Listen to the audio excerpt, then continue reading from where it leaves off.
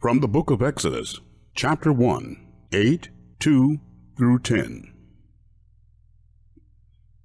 Now a new king arose over Egypt who did not know Joseph. He said to his people, "Look, the Israelite people are more numerous and more powerful than we.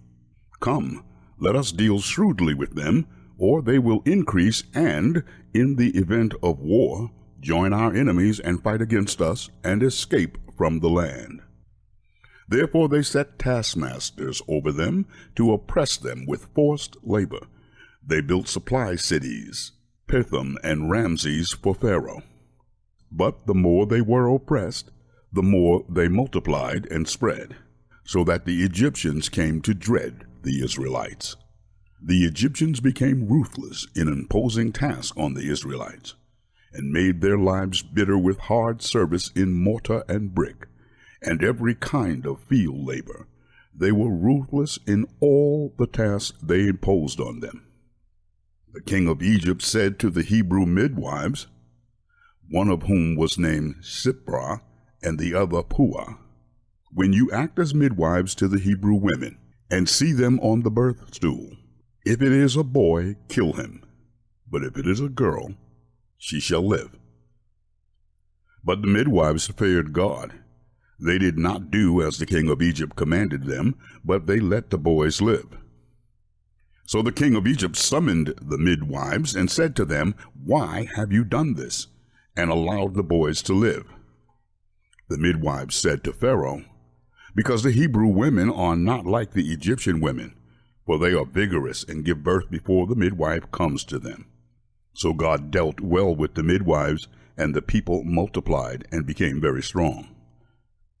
And because the midwives feared God, he gave them families.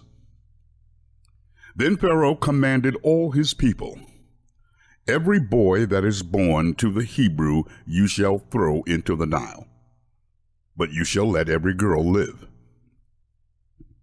Now a man from the house of Levi went and married a Levite woman.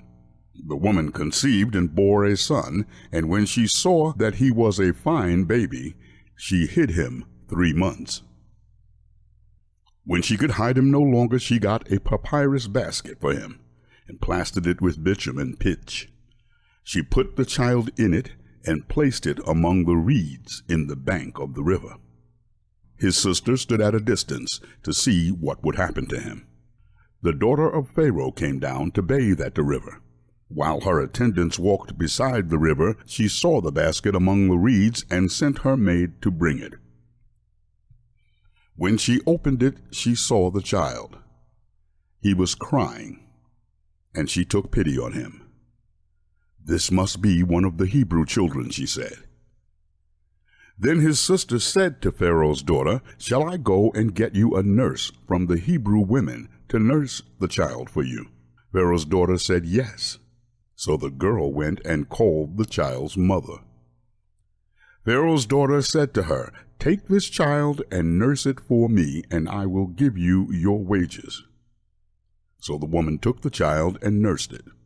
When the child grew up, she brought him to Pharaoh's daughter, and she took him as her son. She named him Moses, because, she said, "I drew him out of the water."